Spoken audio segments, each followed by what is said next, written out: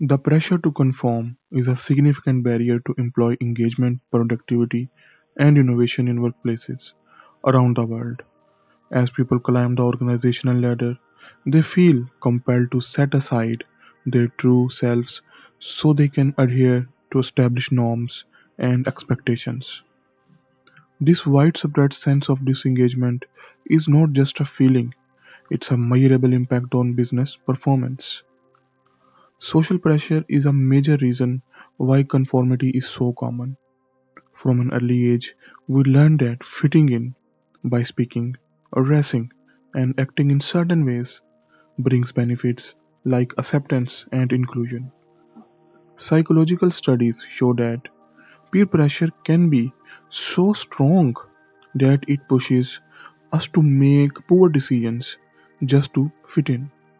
This tendency is not just a part of everyday social interactions, it's also exploited in business and marketing strategies to influence behavior. In the workplace, conformity shows up in various forms, mimicking the behavior of others, dressing a certain way, expressing personal beliefs, and routinely agreeing with managers or team decisions. Even when they are flawed, research indicates that people do not feel true to themselves at work. It's often because they are yielding to these social pressures. In short, they feel inauthentic. Comfort with the status quo is another big driver of conformity. In many organizations, standard procedures and traditional ways of thinking shape performance and decision making. But sticking to these familiar paths can trap companies in outdated practices, stifling innovation and adaptability. For example, companies like Borders and BlackBerry stuck to their guns too long and failed to innovate, ultimately falling behind. There is also a tendency to interpret information in ways that reinforce our existing beliefs, ignoring evidence that contradicts them. This selective acknowledgement, known as motivated skepticism, prevents balanced decision making and hinders our ability to embrace necessary changes. Understanding why conformity is so common helps us to see how it holds us back. It starts with recognizing the big influencers, social pressure, sticking to the familiar, and only hearing what we want to. Acknowledging this is key to create change. This insight opens the door to a conversation about how organizations can encourage more rebellious and innovative ways of working. This not only boosts engagement and productivity but also sets companies up to succeed in a fast-paced, ever-changing world. Next up, we will take a look at some hands-on strategies for building dynamic, rebellious workplaces. It's estimated that less than 10% of employees currently work in environments that truly encourage breaking the mold. This conformity hangover comes from outdated management styles that prize efficiency over creativity. Yet breaking away from the norm is not an optional, nice to have workplace value. It's vital for success.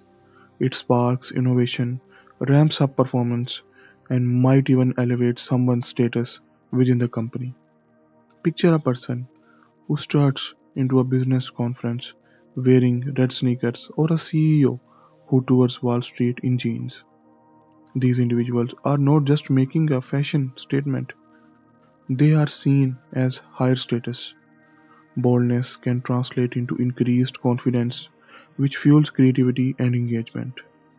Let's talk about authenticity. When people can be their true selves at work, they are not just happier, but they are more engaged and committed as well. Research backs this up. MBA graduates and teachers who felt they could be real at their jobs had better engagement and got higher marks on performance reviews than their play it safe peers. So, how do organizations create an environment that supports authenticity? It starts from day one. For example, at the IT company Wipro, New hires who spent some time reflecting on their unique qualities during onboarding were more engaged and likely to stick around than those who did not. They felt free to shape their jobs to suit their real selves, like choosing how to handle calls rather than just following a script. Leaders can keep this momentum going. They can encourage employees to reflect on their personal strengths and how these can be woven into their daily work. This should not be a one time thing. Think of performance reviews or team meetings as opportunities to remind everyone to bring their whole selves to work. For instance, over at Southwest Airlines, employees were encouraged to give the mandatory safety announcement in their own unique style, even with a bit of humor. This was not just about making flights fun, it showed employees that their individuality was valued, boosting job satisfaction and helping Southwest lead in customer satisfaction and profitability. And then there is British Airways, which back in the 90s decided to ditch the thick customer service manuals. Instead, they trusted their employees to use their best judgment when dealing with customers. This freedom led to more authentic interactions and innovative problem solving, greatly enhancing customer service. By stepping away from excessive conformity and encouraging a culture of individual expression and innovation, companies unlock a powerhouse of creativity and commitment. Next, we will explore hands on strategies leaders can use to bring this vibrant, rebellious spirit into their teams. Navigate the workplace often means stepping out of our comfort zones and embracing a variety of perspective, especially as we move up the ladder, where views tend to narrow. Breaking out of this egocentric bubble can spark true innovation and bring a fresh breeze of creativity to our daily tasks. Let's take a closer look at how some savvy companies are getting this right. Take Sharp, the electronics giant. Sharp encourages teams to be dragonflies, not flatfish. Why? The question arose, why?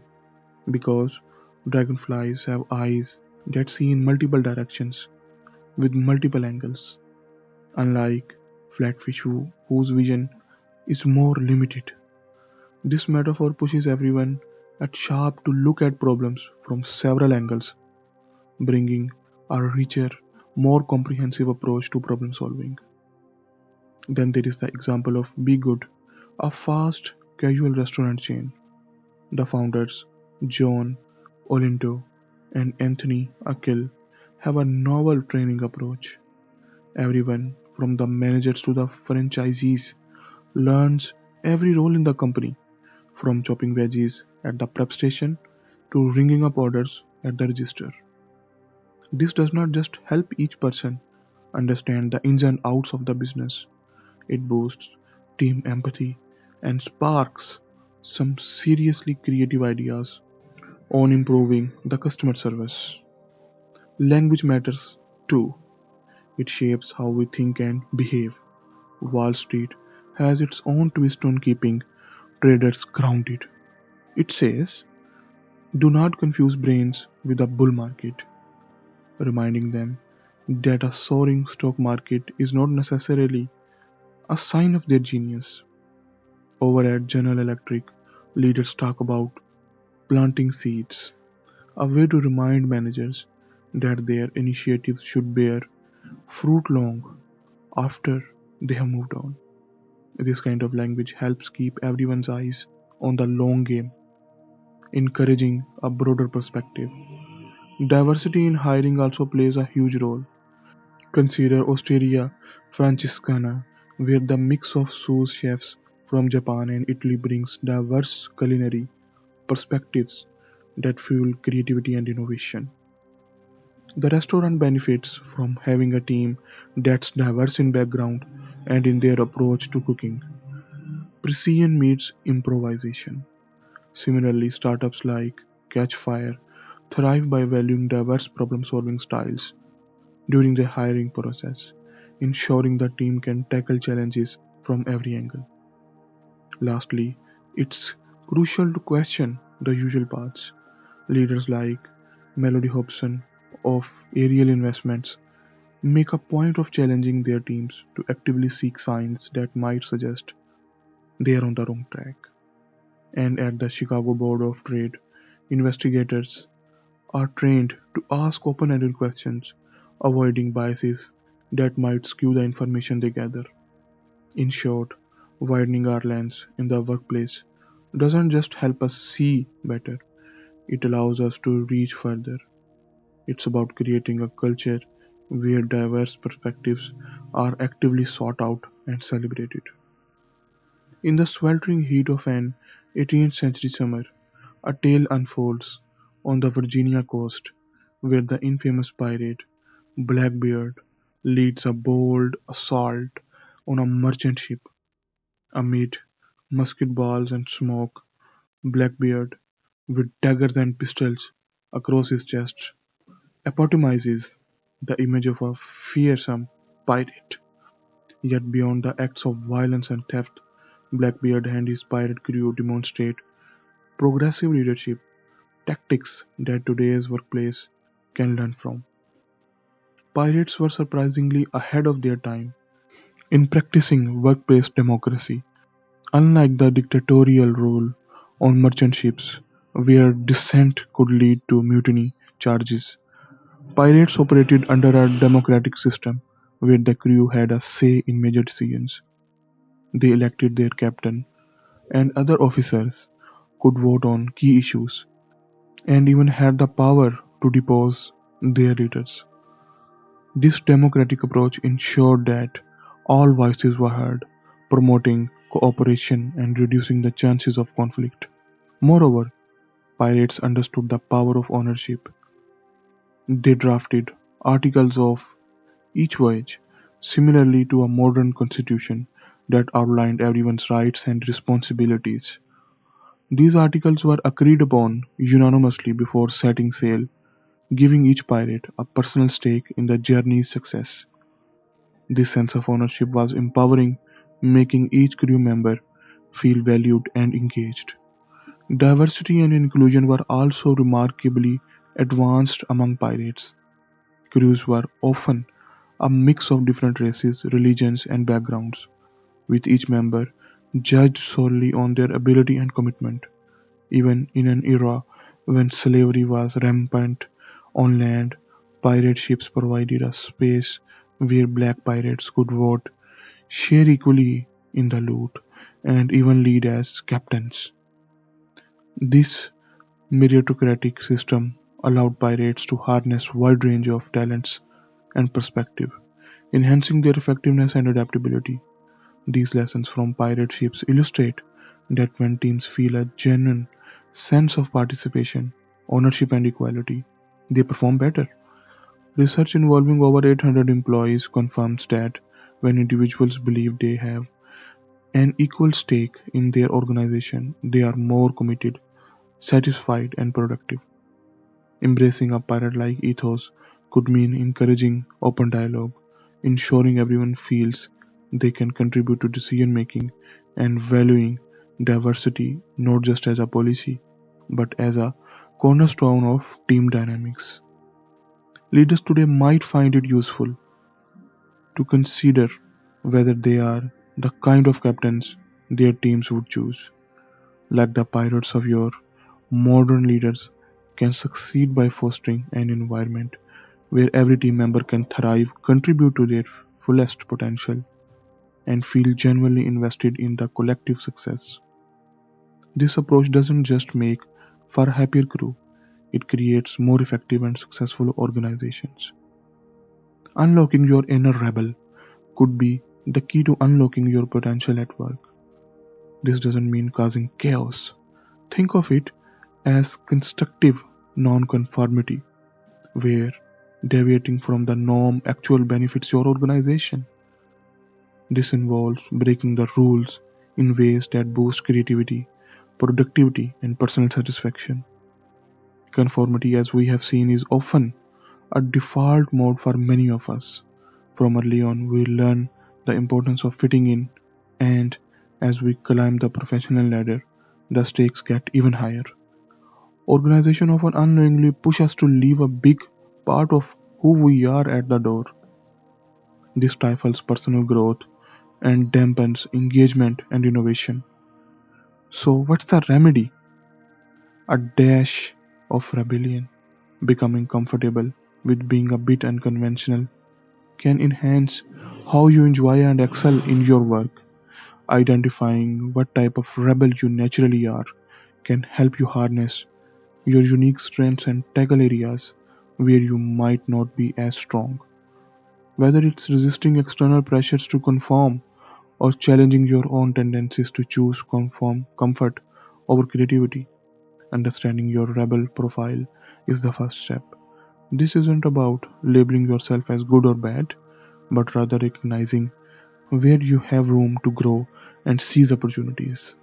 For example, if you find yourself shying away from new experiences, actively seeking out challenges can invigorate both your personal and professional life. If you are in a management role, you can cultivate this rebellious spirit in your team. Start by mixing up the daily routine. Varying tasks and responsibilities prevents autopilot mode and sparks innovation. Introducing novelty is another powerful tool. It captures attention and enhances memory, making work more engaging and impactful. Lastly, focus on creating opportunities for learning and growth. These strategies not only promote a dynamic work environment, but also encourage everyone to think outside the box. So, foster free thinking and provide flexibility in how tasks are approached. Leaders should be clear about what needs to be achieved, but open about how to get there. This freedom can transform an ordinary workplace into a dynamic and fun environment. By liberating your own inner rebel, you might just be surprised at the ripple effect it creates, leading to a more fulfilled and productive team and personal life. So, in this discussion to Rebel Talent by Francesca Gino, you have learned that workplace conformity stifles innovation and engagement, while encouraging rebellion enhances creativity and job satisfaction. Rebel Talent, which promotes diversity, challenges norms, and fosters ownership, is critically important. Alright, that's it for today. We hope you must have enjoyed our effort. If you can, please take a little bit of your time out to leave us your feedback and subscribe our channel. It will definitely motivate us. We always appreciate your feedback. See you in the next one.